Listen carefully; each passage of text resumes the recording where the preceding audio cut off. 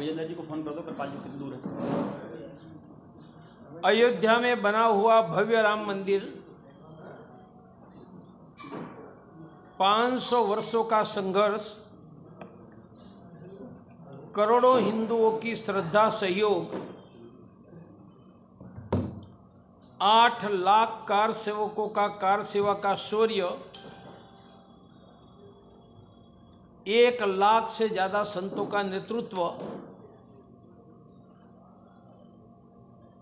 और movement management, अभियान management का मार्वेल था। कैसे? पहले राम मंदिर नहीं बना, अब क्यों बना?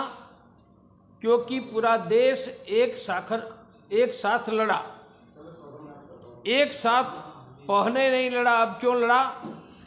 क्योंकि हमने भाई बंद कर, हमने 40 वर्षों में 12 बार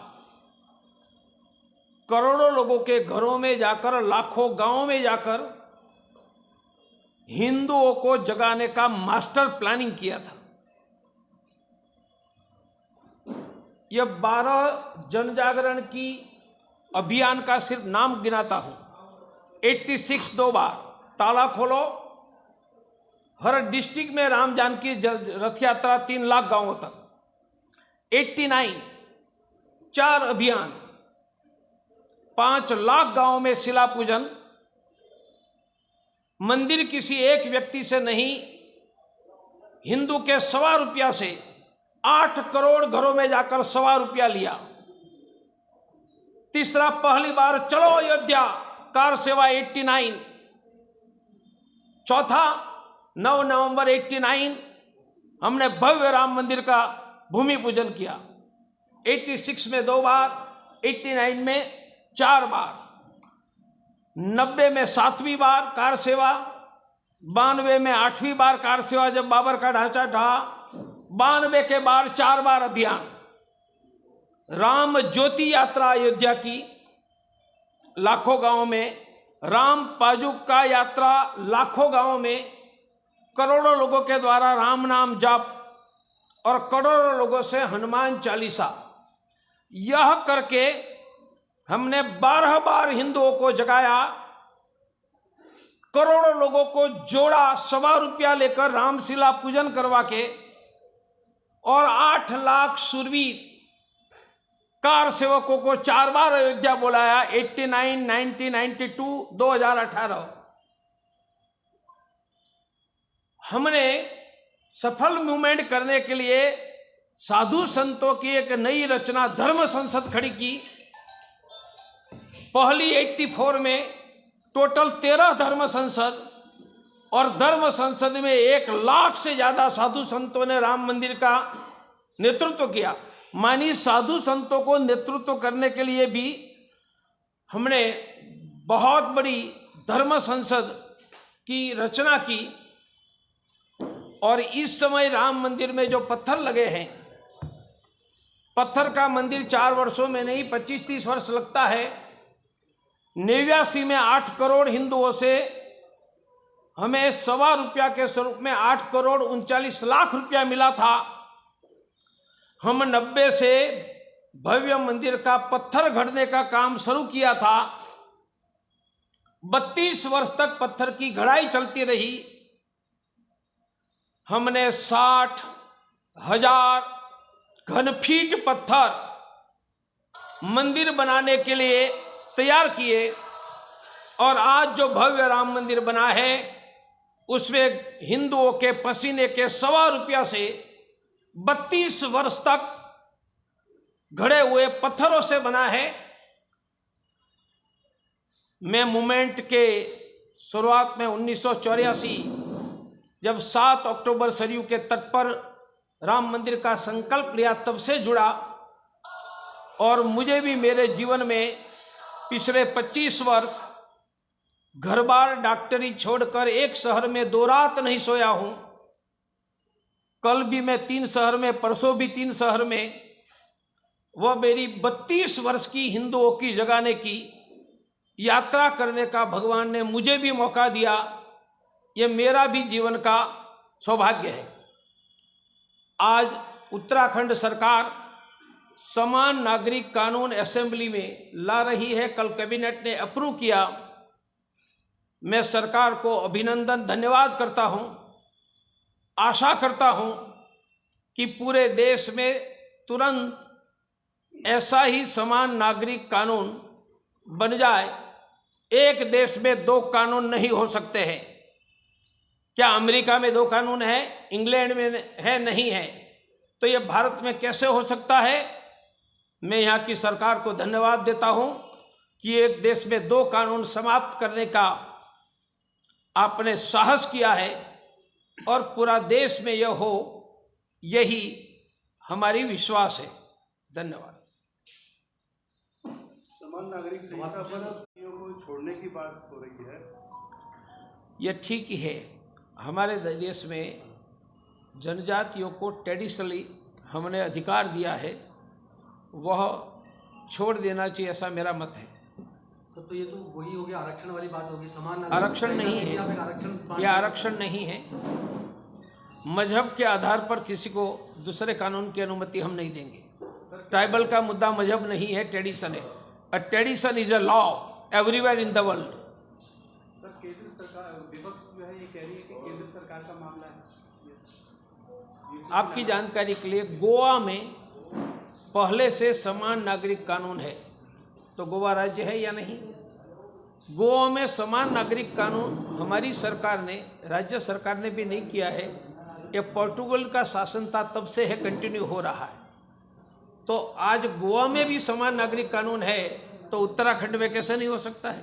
सर, आज का महत्वपूर्ण उद्देश्य क्या था आपका प्रेस कॉन्फ्रेंस करने का? एक तो राम मंदिर बना, उनके पीछे इतिहास के कुछ बातें, जैसे पत्थर लगा है, यह 8 करोड़ हिंदुओं के 1.25 रुपया का है, ये भारत को पता नहीं है।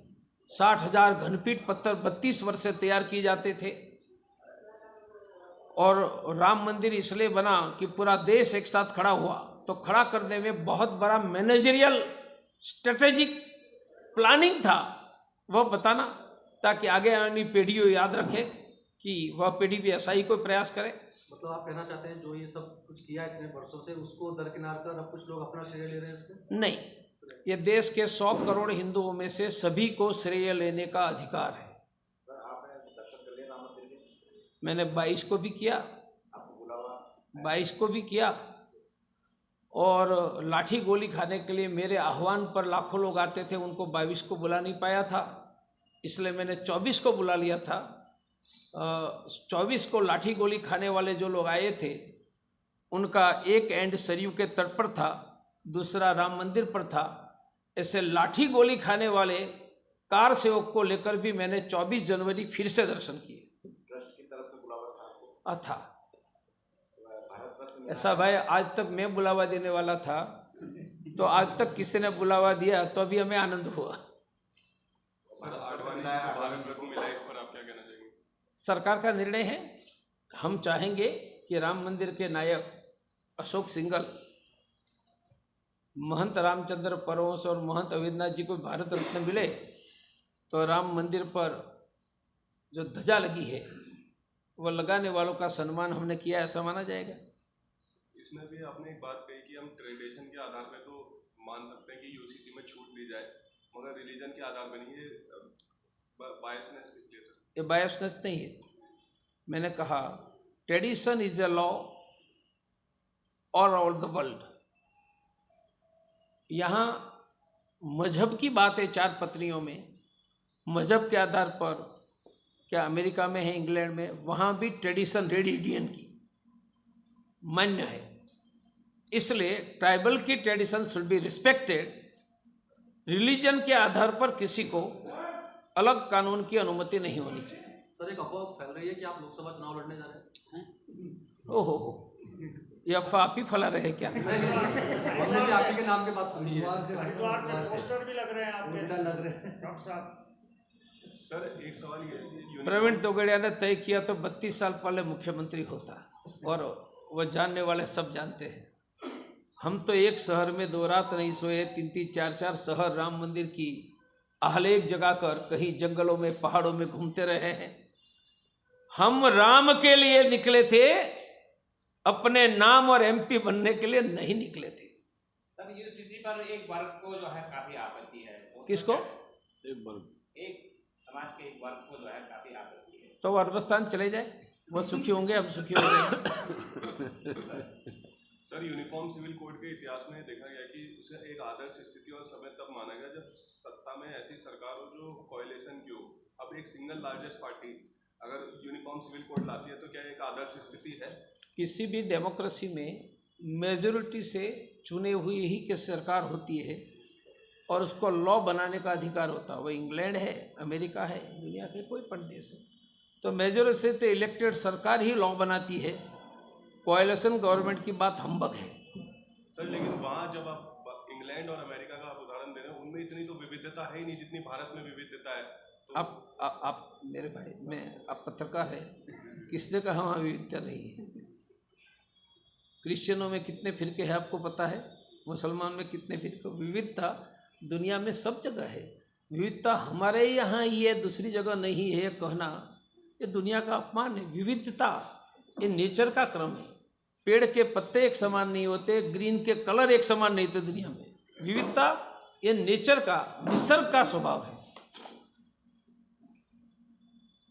सर कहीं ना कहीं ऐसा भी सुनने में आता है कि उत्तराखंड को प्रयोगशाला की तरह देखा जाता है। कोई भी सबसे पहले कभी गुजरात को प्रयोगशाला कहते थे, इसलिए कोई देश प्रयोगशाला नहीं है, यह सभी का सम्मान करने का स्थान है।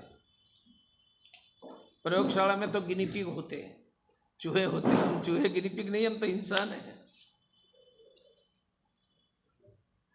ठीक है, बहुत बड़ा आपका स्नेह रहा, धन्यवाद।